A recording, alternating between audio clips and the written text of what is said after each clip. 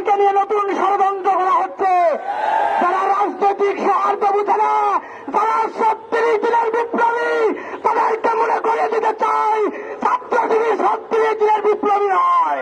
প্রথম বর্ষপূর্তি উপলক্ষে আজকের এই র্যালি পরবর্তী সমাবেশে উপস্থিত রয়েছেন বাংলাদেশ ইসলামী ছাত্র শিবিরের কেন্দ্রীয় সমাজসেবা সম্পাদক, উপস্থিত রয়েছেন কেন্দ্রীয় কার্যকরী পরিষদের অন্যতম সদস্য, চট্টগ্রাম মহানগর উত্তরের সংগ্রামী সভাপতি, উপস্থিত রয়েছেন বাংলাদেশ ইসলামী ছাত্র শিবির চট্টগ্রাম বিশ্ববিদ্যালয় শাখার সংগ্রামী সভাপতি সহ বিভিন্ন পর্যায়ের দায়িত্বশীল এবং আমাদের জনশক্তি এবং ছাত্র জনতা।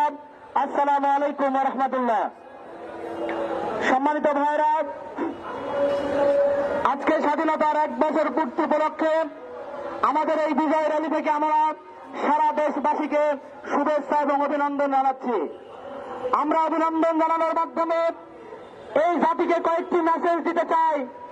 এই জাতিকে মনে করিয়ে দিতে চাই, গত বছর 5 আগস্টের এই দিনে সারা বাংলাদেশের মানুষ এক স্বৈরাচারের বিরুদ্ধে তীব্র আন্দোলন গড়ে তুলেছিল।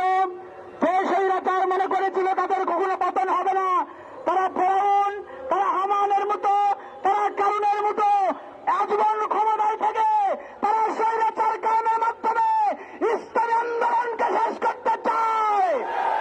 কিন্তু আমরা দেখেছি পূর্বের যে স্বৈরাচারের জন্ম হয়েছিল ঠিক তাদের মতো এই স্বৈরাচারেরও পতন হয়েছে। সম্মানিত উপস্থিতি, আমরা মনে করিয়ে দিতে চাই, আজকে 1 বছর পার হলো এই যে আমাদের এই স্বৈরাচার পতনের জন্য যারা আন্দোলন সংগ্রাম করেছিল, যারা শহীদ হয়েছিল, এই শহীদ ভাইদের যে বিচার প্রক্রিয়া, এই বিচার প্রক্রিয়ার এখনো দুটো কার্যকর করে ভূমিকা আমরা দেখছি না। আমরা লক্ষ্য করেছি আজকে এখন পর্যন্ত থানাতে আসামি ধরার জন্য যদি বলা হয়, এই স্বৈরাচারের দালাল পুলিশ বাহিনীরা এখন পর্যন্ত সেই আসামি গ্রেপ্তার করছে না। আপনি বলেন, আপনারা বলেন যে এই সরকার বিচার কার্য পরিচালনা করছে, আমরা কার্যত দেখছি বিচার কাজের নামে এই সরকার একটি নতুন তামাশা শুরু করছে। সম্মানিত উপস্থিতি, আজকে আমরা দেখেছি ছাত্র শিবিরকে নিয়ে নতুন ষড়যন্ত্র করা হচ্ছে। যারা রাজনৈতিক সৌহার্দ্য বুঝে না, যারা ৩৬ দিনের বিপ্লবী, তাদেরকে মনে করিয়ে দিতে চাই ছাত্র শিবির ৩৬ দিনের বিপ্লবী নয়। গত 10 শতাব্দী যাবৎ এই ময়দানে বুকের তাজা রক্ত ঢেলে দিয়ে আন্দোলন সংগ্রাম করছে।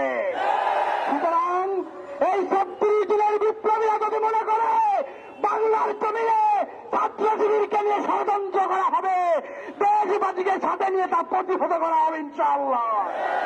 সম্মানিত উপস্থিতি, পরিশেষে বলতে চাই, এই জুলাই ঘোষণাপত্র এদেশের মানুষের মৌলিক চাহিদা।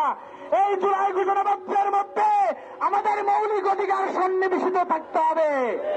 এই জুলাই ঘোষণাপত্রের মাধ্যমে আমাদের শহীদদের পুনর্বাসিত পরিবারকে পুনর্বাসিত করতে হবে, আমাদের আহতদের পুনর্বাসিত করতে হবে, জুলাই যোদ্ধা যারা রয়েছে তাদেরকে স্বীকৃতি দিতে হবে।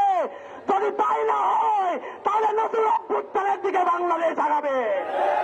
আপনাদের অসংখ্য ধন্যবাদ জানিয়ে আমি আমার সংক্ষিপ্ত কথা শেষ করছি। আসসালামু আলাইকুম।